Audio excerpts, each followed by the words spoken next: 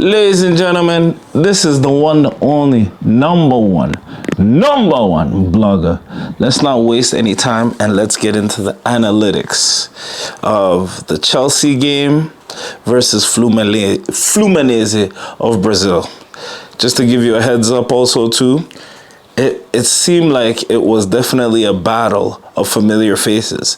Thiago Silva, defense for Fluminense, obviously used to play for Chelsea, and also Joao Pedro, only on his second game for Chelsea, also played for Fluminense at a young age. Honestly, I want to give a big shout out to Chelsea. They played a heck of a game. They were unstoppable. They were phenomenal on all sides of the pitch. Let us talk about it. First half, Chelsea was going off. And what I mean by Chelsea was going off is things were working on all cylinders.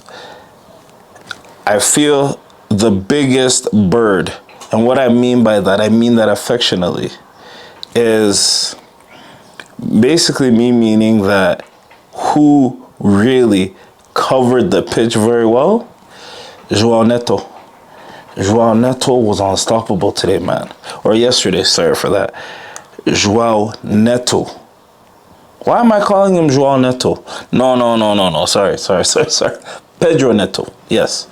Pedro Neto. Pedro Neto was all over the place in a good way. Even though Conte, they say, covers the whole of earth. Oh, man.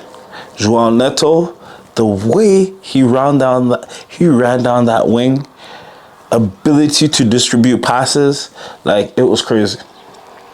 Like, as I keep telling you guys, like, Pedro Neto has been the Chelsea player of the tournament so far for me. His contributions to this team is totally phenomenal. On the other side of things, obviously, we also got to talk about Cucurella or Cucella.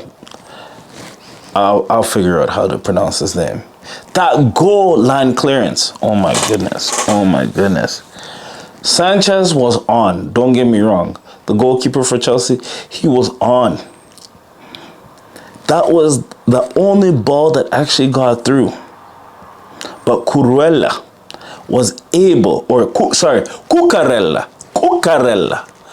was able to go past his keeper and massive goal line clearance. Massive. Shout out to you for that. Now, this is where I'm going to talk about Joao Pedro. Honestly, amazing signing for Chelsea. Wow. This guy only played 2 games for Chelsea.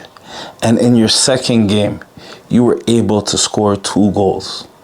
And you didn't just score 2 goals. You scored 2 goals on your former team. Wow. That Joao Pedro, the way he has an eye for goal and the way he has eye for attack, it is wowing. The first goal was definitely a pass from Pedro Neto. But just the skill it took for him to just put that ball far post, top corner at the back of the net, is just wowing. I feel like, I know it's still early, but Joao Pedro needs to be studied. Amazing. And then in the second goal that he scored, oh my goodness, even better. It basically came off a counterattack, and I forget who made that pass in the middle to Joao Pedro, and Joao Pedro effortlessly put the second ball in the back of the net.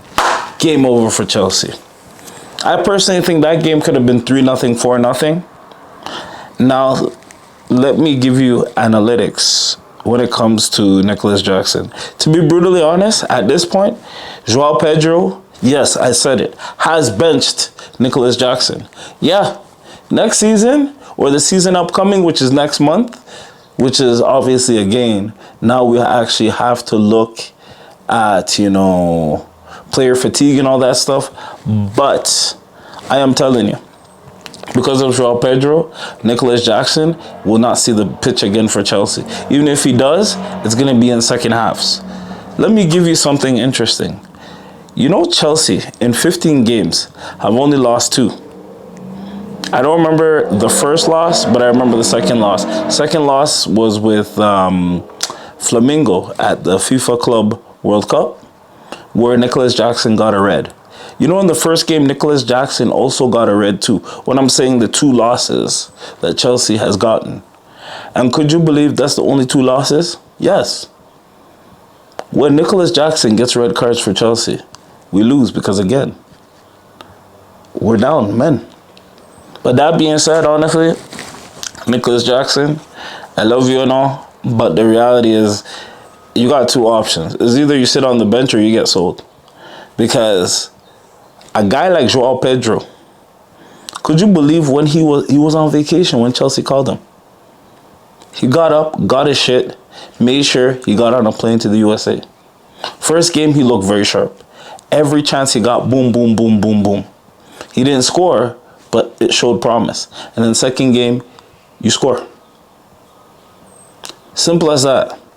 Nicholas Jackson comes in the second half, and what really pissed me off, is you had a ball, and you were going down the pitch. Literally, Palmer was right there. He had a better chance at goal than you. And what did you do? You shot the ball, and it hit the side netting. Bro,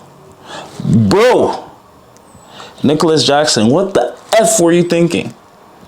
That's another thing I've noticed about Nicholas Jackson. Very, very, very selfish. Selfish guy. My guy, what would it have been to you to make that pass to Palmer? My guy.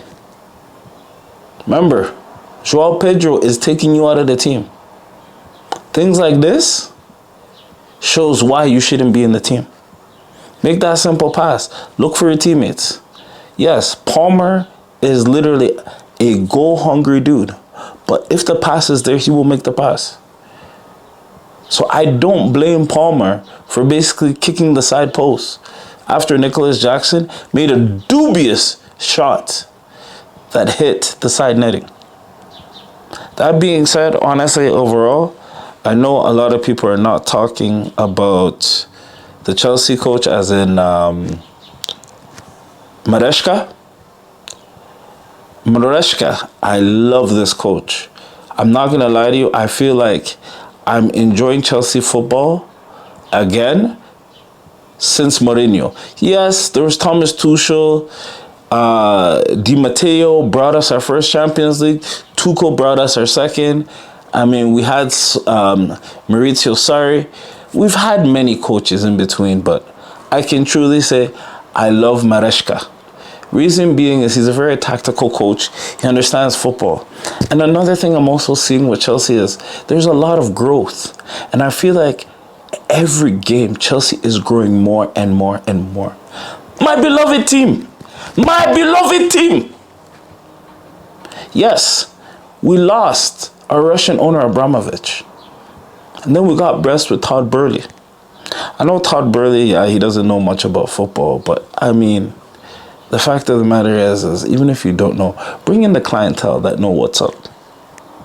And yes, Chelsea, we had some bad years, but I never gave up on my team. I never did, because I know that in life there's always going to be ups and downs.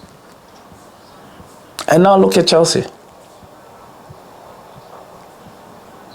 Him, as in the coach, coming from Leicester City, I knew he was coming with something big and something to prove. And game by game, you're seeing it. Honestly, coach, I love the growth. I believe it's not just the players that are growing. It's also he's growing as a coach. Amazing tactician. What I see, honestly, and I've called it from early. Remember when I said Chelsea losing to Fluminense will give them the easiest path to the final. And it did. Don't get me wrong, it wasn't an easy path. But them going on the other side of the bracket would have been fatal. Question is, where is Flamengo now? Yeah, exactly, at home. As I kept saying, and you're going to watch it in this video, I've always thought that it's going to be a PSG versus Chelsea final. The team that's going to win, I don't know. But just know it's going to be a tactical showdown between Chelsea's coach and PSG's coach.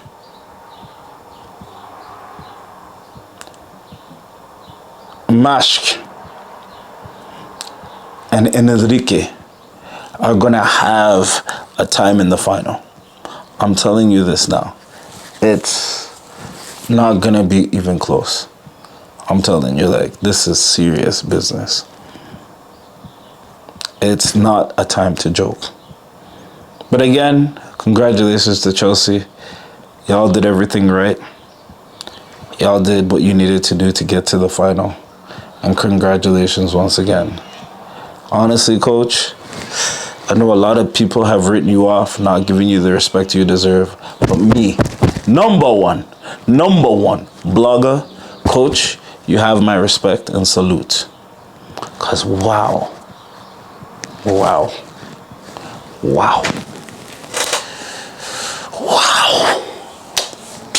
You know what?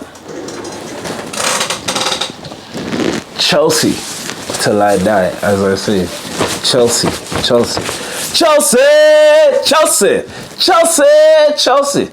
This is number one blogger. And we out.